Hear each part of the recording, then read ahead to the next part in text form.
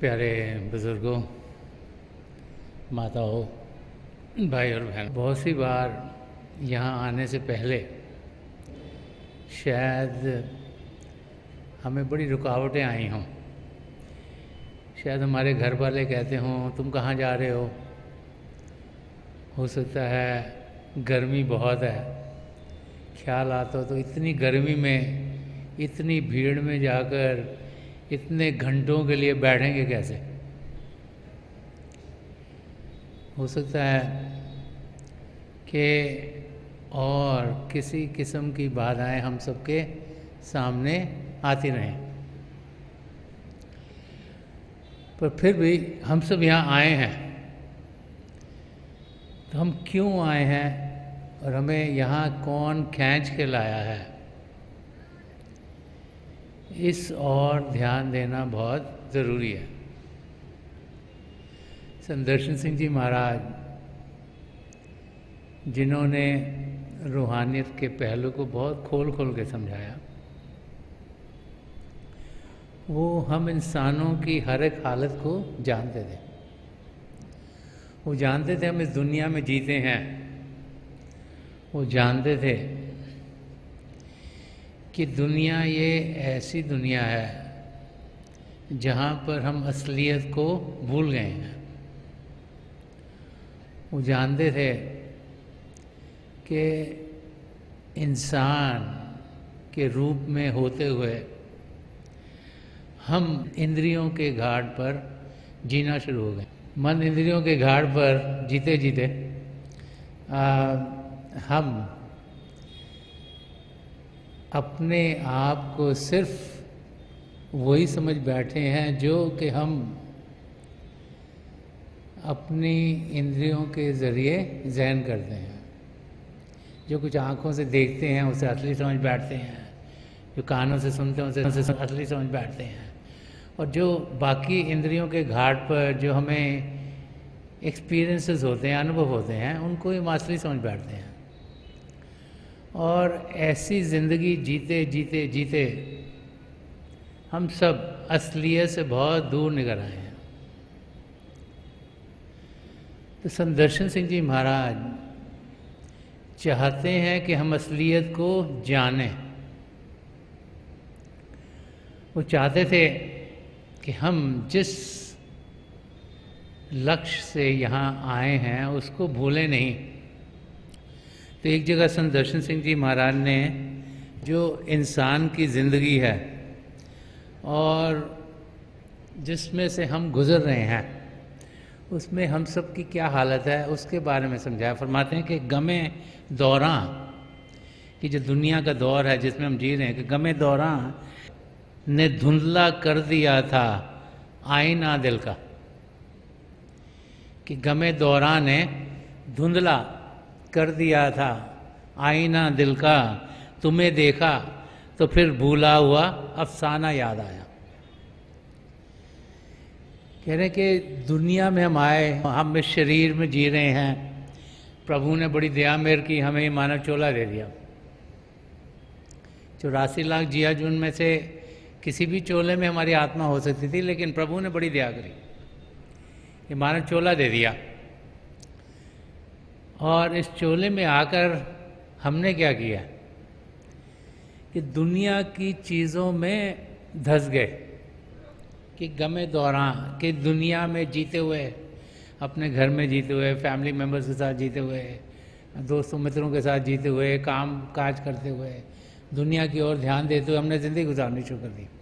तो हमें जो चीज़ें आंखों से दिखती हैं लगता है ये असली है, जो खूबसूरत लगता है उस और इंसान खींचा चला जाता है, जो सुनने में अच्छा लगता है हम उस और ज़्यादा समय स्पेंड करते हैं, जो सूंघने में अच्छा लगता है वही सुगंध अच्छी लगती है, जो खाने में अच्छा लगता है वही खाते हैं, वो स्पर्श की इंद्रिय है। तो इस घाट पर हम जीना शुरू हो गए। लेकिन इनके ज़रिए हो क्या रहा है कि अनुभव सिर्फ माया की चीज़ों का हमें हो रहा है। तो फरमा रहे हैं कि गमे दौरा ने धुंधला कर दिया था आईना दिल का। कि जो असलियत है उस पर धुंधलापन आ गया, जो हमारी आत्मा है उस पर धुंधलापन आ गया इस दुनिया में जीते जीते, और असलियत से हम कहीं दूर निकल गए, क्योंकि जब धुंधलापन आ गया तो असलियत दिखाई नहीं दे रही। जब भी आपके सामने धुंधलापन आता है आपको क्या आगे कुछ दूर तक दिखाई नहीं देता। तो एग्जाम्पल लेके संदर्शन सिंह जी महाराज समझा रहे हैं कि गमे दौरान ने धुंधला कर दिया था आईना दिल का, कि दुनिया में रहते रहते दुनिया का इतना असर हो गया कि असलियत से हम दूर चले गए। लेकिन ये नहीं कि दुनिया ने अगर गड़बड़ कर दी तो हम जिंदगी गवा देंगे, कि कुछ हल है कि उस आईने को साफ कैसे किया जाए, असलियत तक पहुंचा कैसे जाए, हम अपने आप को जाने कैसे, अपने आप को पहचाने कैसे। तो सल्यूशन अगली लाइन में बता रहे हैं कि तुम्हें देखा तो फिर भूला हुआ अफसाना याद आया। अब भूला हुआ अफसाना क्या है? जब हम अपने सदगुरु को देखते हैं, यहाँ संदर्शन सिंह जी महाराज अपने सदगुरु के दर्शन करने की बातचीत कर रहे हैं कि तुम्हें देखा, कि जब उनके दर्शन करते हैं तो क्या हुआ कि भूला हुआ अफसाना याद आया। तो भूला हुआ अफसाना क्या है? इस शेर को अगर समझने की कोशिश करेंगे तो सृष्टि की शुरुआत से हमारे साथ क्या हो रहा है वो समझ में आना शुरू होगा। कि प्रभु ने चाहा कि एक से अनेक हो जाएं, जैसे ही संकल्प किया एक हिलोर उठी,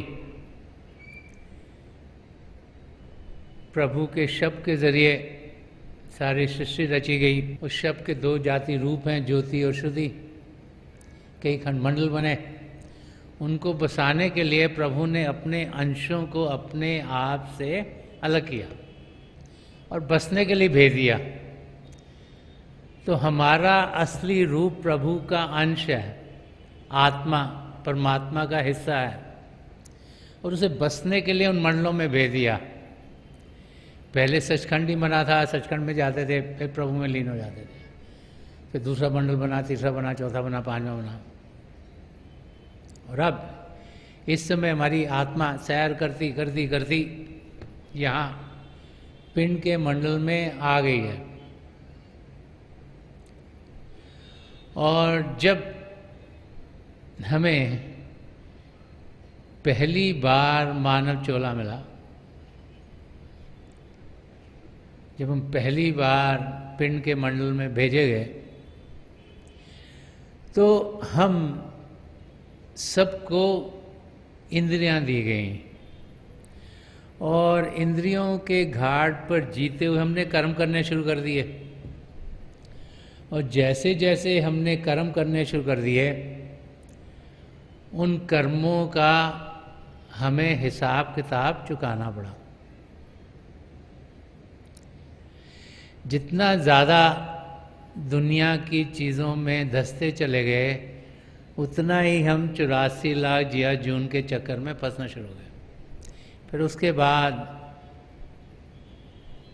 एक योनि में गए, दूसरे में गए, तीसरे में गए, डिपेंडिंग ऑन किस किस किस्म के कर्म किए थे।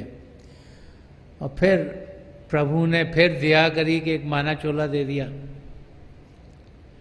और उसमें वो सब पदार्थ दिए कि हम वापस प्रभु में लीन हो सकें। तो संत दर्शन सिंह जी महाराज फरमा रहे हैं कि दुनिया में आकर धुंधलापन हम सब ने क्रिएट कर लिया, दुनिया के साथ लगाव करके, दुनिया के साथ जुड़ के, अपना ध्यान दुनिया की ओर करके। और वो समझा रहे हैं कि जब हम एक पूर्ण महापुरुष के दर्शन करते हैं तो क्या होता है कि उनकी नज़रों से हमारी नज़रों तक, उनके दिल से हमारे दिल तक, उनकी आत्मा से हमारी आत्मा तक जब कांटेक्ट होता है, तो फिर मन माया के पर्दे हटने शुरू हो जाते हैं। और जब मन माया के पर्दे हटने शुरू हो जाते हैं तो असलियत क्या है वो हमारे सामने खुलनी शुरू हो जाती है। और तब हमें अनुभव होता है कि हम तो प्रभु के अंश हैं और प्रभु ने हमें इस धरती पर प्रेम करने के लिए भेजा है। ये किसी शायर ने फरमाया हुआ है कि दर्द दिल के वास्ते पैदा किया इंसान को, कि प्रभु ने प्रेम करने के लिए भेजा है, किसी के दुख दर्द में हिस्सा बटाने के लिए भेजा है, किसी की मदद करने के लिए भेजा है, किसी का ख्याल करने के लिए भेजा है और असलियत में प्रभु से प्रेम करने के लिए भेजा है।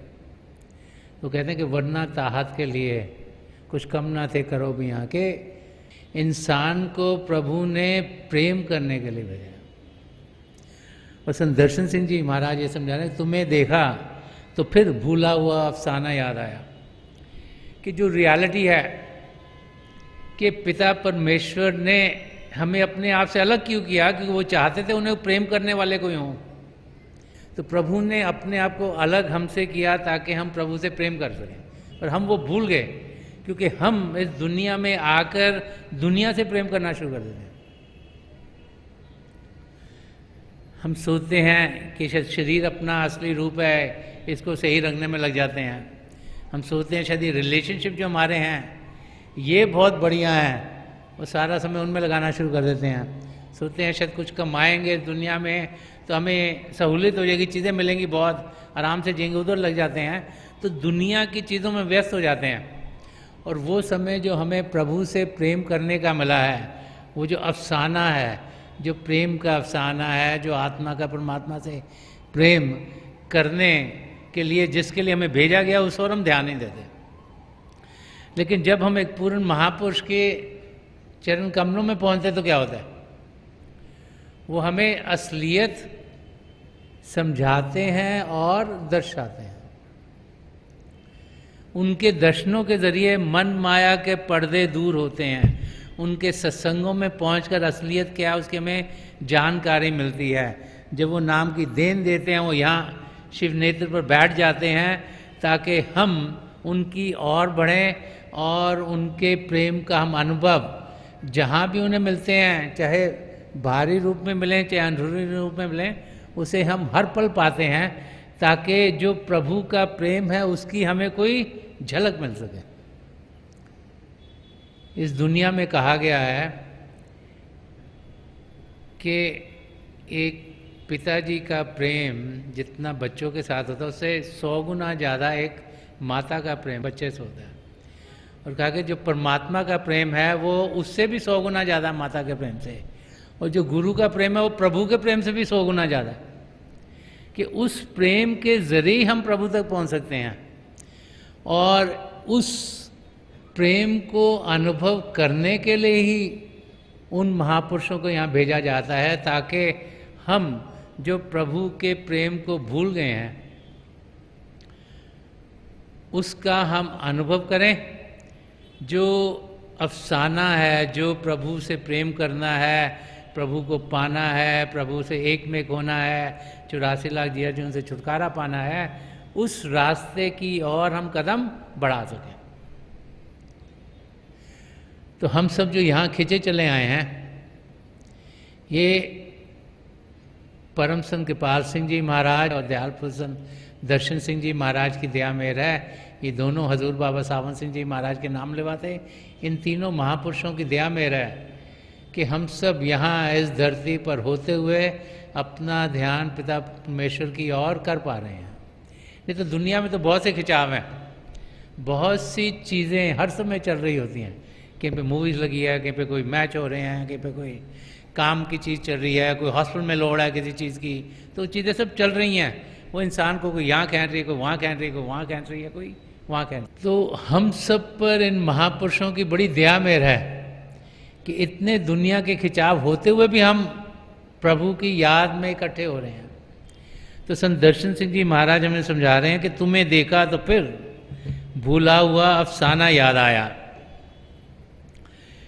कि जो चीज़ इंसान भूल जाता है वो किसी और के जब हम उसको देखते हैं, उसका ख्याल करते हैं, उसकी बातचीत करते हैं, तो फिर कोई और चीज़ याद आ जाती है। तो समझा रहे हैं कि हम सब दुनिया के लगाव में जुड़ गए हैं, और जैसे ही हमें अपने सद्गुरु के दर्शन होते हैं तो फिर हम प्रभु की ओर कदम बढ़ाने शुरू कर देते हैं। अब जब हम प्रभु की ओर कदम बढ़ाने शुरू कर देते हैं तो हमारी ज़िंदगी कैसी होती है? जब भी हम प्रभु की ओर कदम बढ़ाने की कोशिश करते हैं तो जो हमारे आसपास वाले हैं, चाहे हमारे रिश्तेदार हों, घर के भाई बहन हों, चाहे माँ बाप हों, बच्चे हों, दोस्त मित्र हों, जहाँ हम काम करते हैं वो लोग हों, नेबरहुड में लोग हों, वो सोचते हैं इसको क्या हो गया। क्योंकि हम दुनिया की चीज़ों में ध्यान देने के बजाय प्रभु की ओर ध्यान देते हैं, तो हमें डिस्करेज करते हैं, कुछ न कुछ रुकावट डालते हैं, और फिर बहुत सी बार हमें अपनी मंजिल की ओर बढ़ने के बजाय जो हमारे नज़दीकी हैं उनकी यही कोशिश होती है कि हम जो तौर तरीके हैं जो बाकी सब अपना रहे हैं वही अपनाते रहें। और कई बार तो ऐसे भी होता है कि हम इतना घिर जाते हैं उन सब चीज़ों में कि हम सोचना शुरू कर देते हैं कि क्या मैं सही कदम उठा रहा हूँ। क्योंकि जब प्रेशर सब तरफ से पड़ता है तो उसका असर कई बार होना शुरू हो जाता है। मगर महापुरुष जब भी धरती पर आए हैं उन्होंने यही समझाया है कि जब सच्चाई की हमें जानकारी हो तो उस और कदम बढ़ाना हमारा फर्ज है।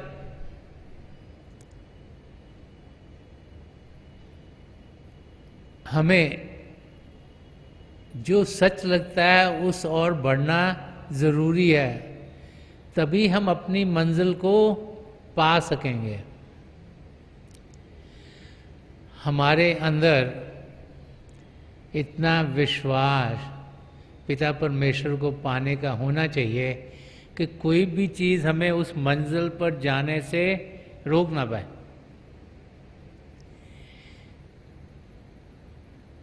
एक जगह संत दर्शन सिंह जी महाराज ने फरमाया है कि किस किस्म की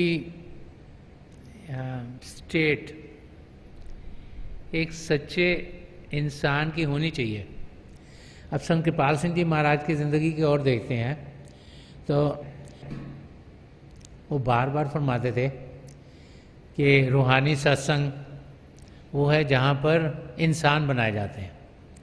कि कॉलेजेस में जाओ तो कहीं पर इंजीनियर बन गया, कहीं पर डॉक्टर बनाया जाता है, कहीं पर अकाउंटेंट बनाया जाता है, कहीं पर आर्किटेक्ट बनाया जाता है, कहीं पर कंप्यूटर साइंटिस्ट बनाया जाता है। लेकिन ये ऐसा स्थान है जहाँ पर सही मायने में इंसान बनाए जाते हैं। तो संत दर्शन सिंह जी महाराज ने फरमाया है कि जो एक सच्चा इंसान है उसकी हालत कैसी होनी चाहिए। तो एग्जाम्पल लिया है कि जब इंसान की डेथ होती है, जब हमारी मौत होती है, जब आत्मा यहाँ से जाती है, तो वो एग्जाम्पल लिया है कि हरम वाले तो पूछेंगे बता तू किसका बंदा है। कि जब मौत होगी तो ऊपर जाएंगे, पूछेंगे भी तुम किसको मानते हो, किसको फॉलो करते हो, कहाँ से आए हो, क्या है। तो बोल रहे हैं कि हरम वाले तो पूछेंगे बता तो किसका बंदा है, खुदा से पहले लब पर उनका नाम आया तो क्या होगा। तो संत दर्शन सिंह जी महाराज फरमा रहे हैं कि इतना विश्वास, इतना प्रेम हमें अपने सद्गुरु से होना चाहिए कि जब हमसे पूछा जाए कि हम किसके बंदे हैं तो खुदा से पहले लब पर उनका नाम आया, तो क्या होगा कि हम ये जाने कि हम किससे प्रेम करते हैं, किससे लगाव करते हैं, क्योंकि उनके ज़रिए ही हम पिता परमेश्वर को पा सकते हैं। जैसे कबीर साहब ने फरमाया कि गुरु गोबिंद दो खड़े किसके लागो पाए, कि बलिहारी गुरु आपने जिन गोबिंद दियो बताए। तो सेम चीज़ यहाँ पर संदर्शन सिंह जी महाराज फरमा रहे हैं कि प्रभु ने हम पर बहुत दया मेहर की कि हमें ये मानव चोला दिया। अब एक पूर्ण महापुरुष जब हमें दया मेहर करते हैं तभी हम अंदरूनी आँख को खुलवा पाते हैं और अंदर की दुनिया में बढ़ने के लायक होते हैं और प्रभु के जलवों को अनुभव करना शुरू कर देते हैं, असलियत की जानकारी पाते हैं।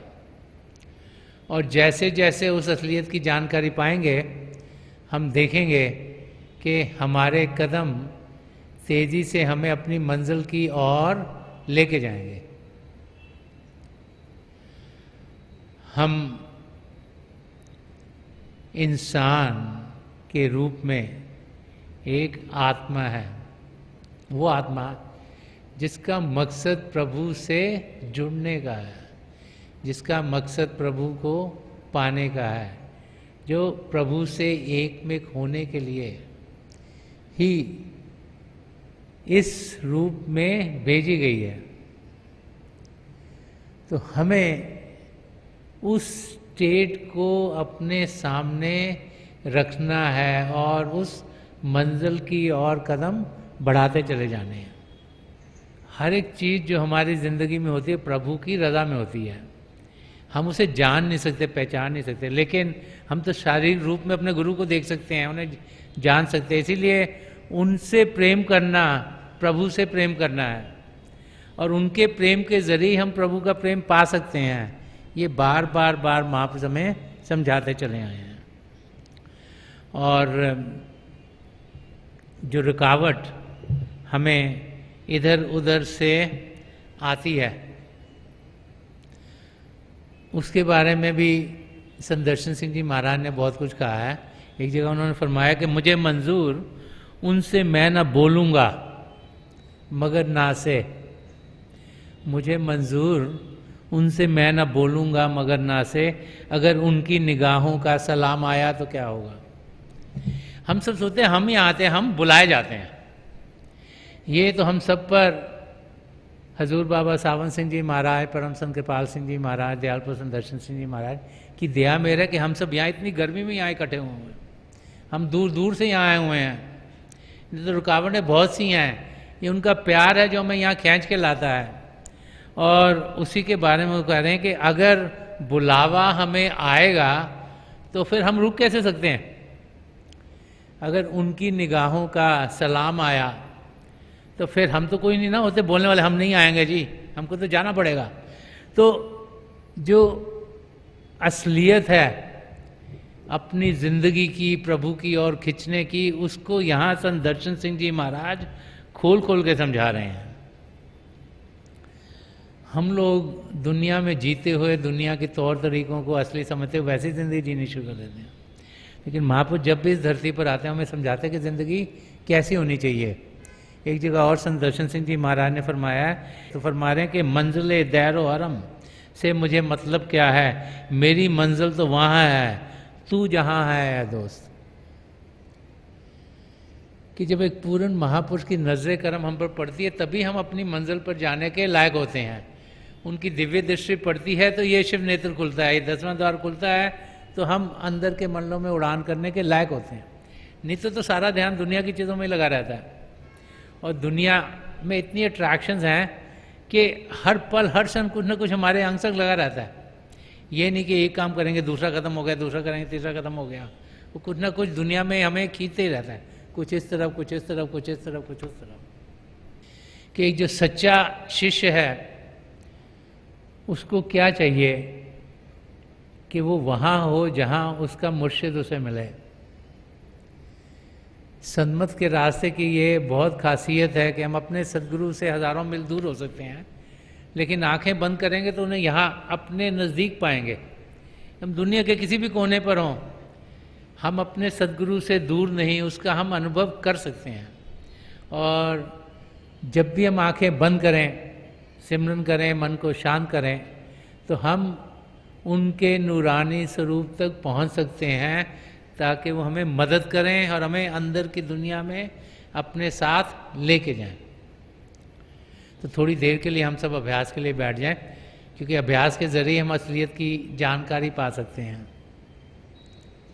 अभ्यास के ज़रिए हम अपने गुरु के नूरी स्वरूप तक पहुंच सकते हैं, और वही तरीका है जिसके ज़रिए हम अंदर की दुनिया में बढ़ पाते हैं। तो आप अपनी आंखें बंद कर लीजिएगा। जो आंखों के डेले आई बोलते सीधे सामने होने चाहिए, जैसे 8-10 इंच आप अपने सामने फोकस हो। आंखें बंद करते ही वो भाई बहन जिन्हें नाम की देन मिली है, आप सिमरन कीजिएगा। और जो भाई बहन यहाँ नए हैं, पिता परमेश्वर के किसी भी जाति नाम का जाप कीजिएगा। जाप मन ही मन कीजिएगा, ऊंचा नहीं दोहराना। जो कुछ आपके सामने दिखता है बड़े प्यार से देखिएगा। शुरू में शायद आपको अंधेरा दिखाई दे, थोड़ी देर में आपको उस अंधेरे में रोशनी के चिन्ह मिलेंगे। रोशनी किसी भी रंग की हो सकती है, सुनहरे रंग की, सफ़ेद रंग की, लाल, पीला, नीला, हरा, जामुनी, स्लेटी, कोई भी रंग। जो कुछ दिखता है उसके बीच में देखिएगा। शुरू में लगता है शायद रोशनी आके जा रही है, रोशनी के चक्र हैं, लेकिन समय के साथ ये रोशनियाँ टिकनी शुरू हो जाएंगी। फिर आप रोशनी से आगे निकल जाएंगे। एक आसमान जिसमें लगेगा सितारे टिमटिमा रहे हैं, अगर वहाँ पहुँचे तो सबसे मोटे या चमकीले सितारे में ध्यान दें, आप उसको पार कर पाएंगे, अंदर के चंद्रमा तक पहुँचेंगे। जब बड़े प्यार से उसमें देखेंगे तो उसको भी पार कर जाएंगे, अंदर के सूर्य तक पहुँचेंगे। और एक टकटके से जब सूर्य में देखेंगे तो आप अपने गुरु के नूरी स्वरूप तक पहुँचेंगे। वहाँ पहुँचे तो उनकी आँखों में देखिएगा, तो जो कुछ आपके लिए बेहतर है वो आपकी ज़िंदगी में ढलता चला जाएगा। मेरी हजूर बाबा सावन सिंह जी महाराज, परम संत कृपाल सिंह जी महाराज, दयाल प्रसन्न दर्शन सिंह जी महाराज के चरण कमलों में यही प्रार्थना है कि जो जो हम सबके लिए बेहतर हो महापुरुष हमें दें, हमें सबके साथ जोड़ें और हमारे भीतर प्रभु की ज्योत के हमें दर्शन करवाएं। थोड़ी देर में मैं आपको इस बैठक से उठाऊंगा और मेरी शुभकामनाएं आप सबके साथ हैं।